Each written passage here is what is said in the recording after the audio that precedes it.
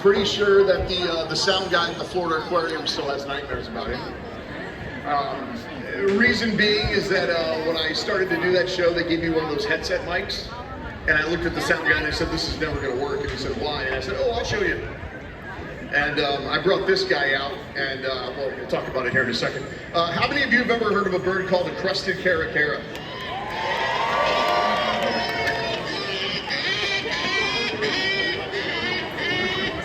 This is Cece, everybody. Everybody say hi, Cece. Hi, Cece.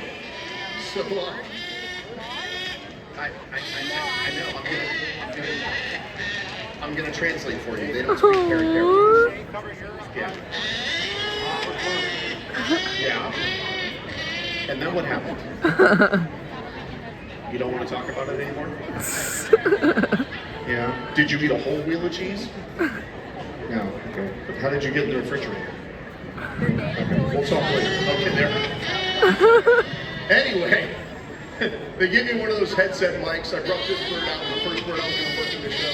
And he looked up at me, he saw the headset mic, he grabbed a hold of it, ripped it off my face, took the belt back off my belt, ran down the aisleway doing exactly that directly into the microphone. And I merely turned and looked at the sound guy and went. And amazingly enough, about 5 minutes later, they got me a fun mic. So, as I said, Cece here is a crested caracara. I always get super excited about bringing this bird out in shows up this way because right after this show's over, I journey off to the far off kingdom known as Florida. And these guys have a breeding population in Florida. So whenever I bring him out in the show, there's usually like, some people are excited, but then there's always like 1 or 2 people who are like, "Yep, got one in my yard." He's still cool. That's what I always say. Now, crested caracaras are mainly scavenging birds from Central and South America. But as I said, they do have a breeding population in Florida, as well as Southwest Texas, which is actually where this bird came from. And I wish I could say that this doesn't happen very often. That would not be true. Can you say that? Thank you. Is that this guy was unfortunately illegally taken out of a nest as a baby by somebody who thought it'd be brilliant to have a bird of prey as a pet, with the idea that eventually Cece was going to go back to him. And I'm going to be honest with you guys, my now ex-wife and my little sister did about 90% of the work with this bird. They did a great job. They're both really, really good animal trainers. And this guy is a truly, truly exceptional caracara. Out of all the caracaras that I've worked with, this one, hands down. Are you ready now? Can you calm down?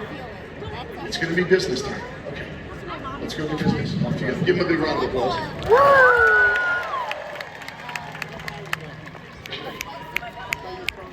Cece, come here. Cece. Here. Let's go. Give him a big round of applause. He has, lately, he has gotten a lot more comfortable with flying, which I'm pretty happy about, because the reason for it, right after we got him, he actually, we were doing a show down in Florida, and he got grabbed by a 40-mile-an-hour gust of wind, and he got blown up into a tree about 60 feet, and he did not know how to come down. I had to go get a fork truck. All right, give him a big round of applause. Now, as I said, he is a scavenging bird, but however, sometimes these guys will actively hunt amphibians and reptiles, but because they are scavenging birds, they do spend a lot of their time running around on the ground, and their feet are designed for that, so it's really, really easy for them to do that. Give them a big giant round of applause. Now, you might notice, I don't know if we're going to see this today or not, but this skin on his upper mandible is actually a salmon color right now. That means everything is A-OK. Everything's normal.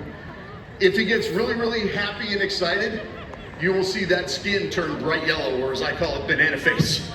All right? This guy is highly intelligent. He knows exactly what people are. He knows exactly what applause is.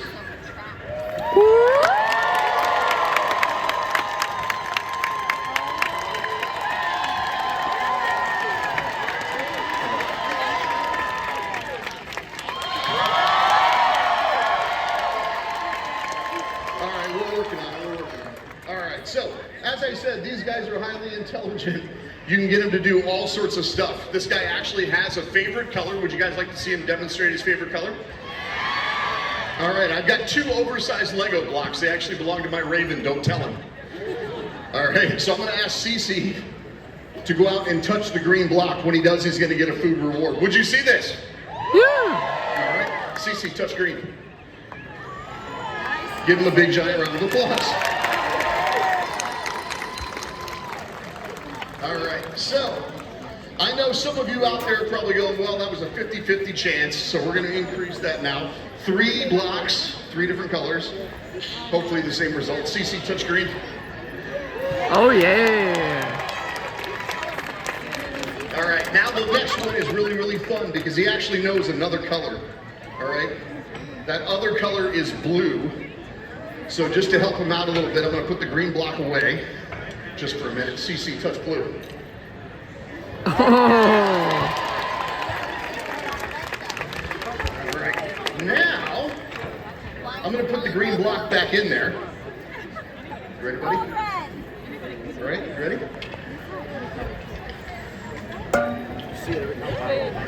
CC blue. Woo. CC green. Oh yeah.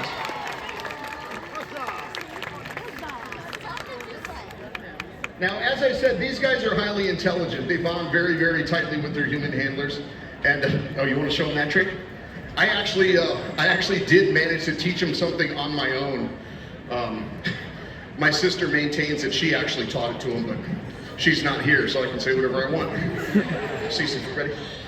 Dig, dig, dig, one more, dig, dig, dig, dig. Good job. Give him a big round of applause. Victory lap. Let's go. Victory lap. There we go. One more big round of applause for Cece.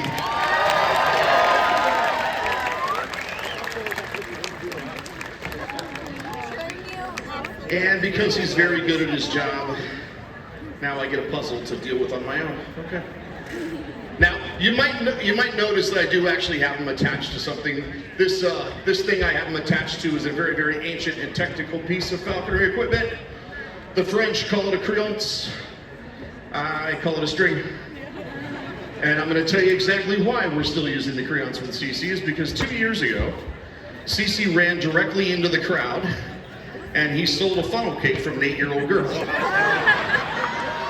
It's okay, I bought her a new one. All right, but basically he has learned that sometimes people will show up here to the joust arena and eat food and sometimes throw bits of turkey leg and stuff on the ground. And while to some people it's amusing, processed food is not really good for these guys. So we've been doing pretty good most of the season. He's literally trying to go into the crowd once since we opened. So I don't think we're going to have that problem going forward, so let's give him a big giant round of applause for that.